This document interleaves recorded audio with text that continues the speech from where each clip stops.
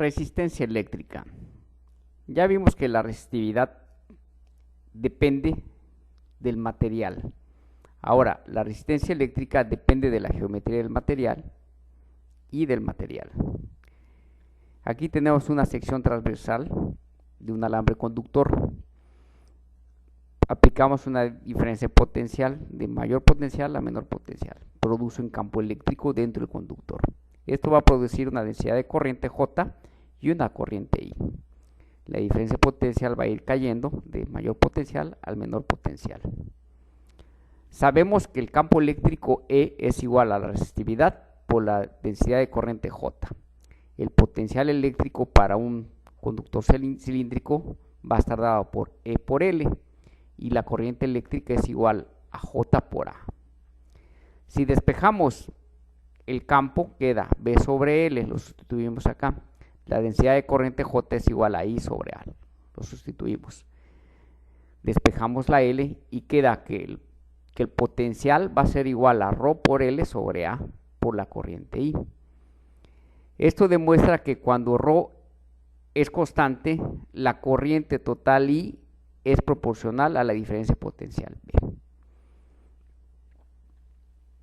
La razón B entre I para un conductor particular se llama resistencia R.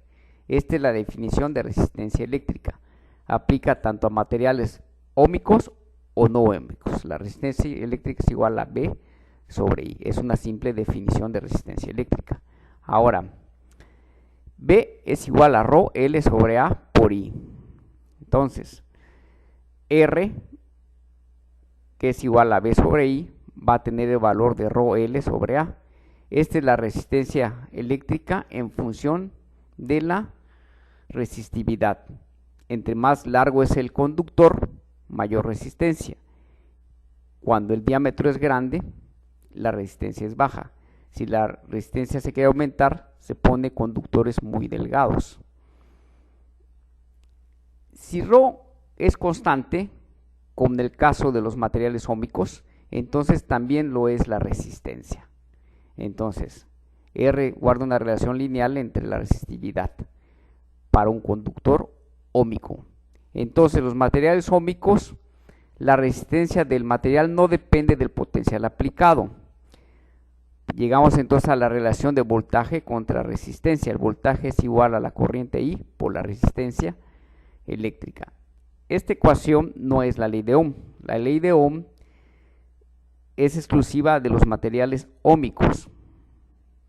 En este caso tenemos un resistor óhmico. Veamos cómo la corriente eléctrica es proporcional al voltaje. Es decir, la resistencia eléctrica no va a estar variando con el potencial. Este es un material que sigue la ley de Ohm. Acá tenemos el ejemplo de un material que no sigue la ley de Ohm. El diodo semiconductor. A medida que va aumentando el voltaje, va cambiando el campo eléctrico y va cambiando la corriente I. Es decir, la corriente I varía con el campo eléctrico. La densidad de corriente I, J, depende del campo eléctrico aplicado.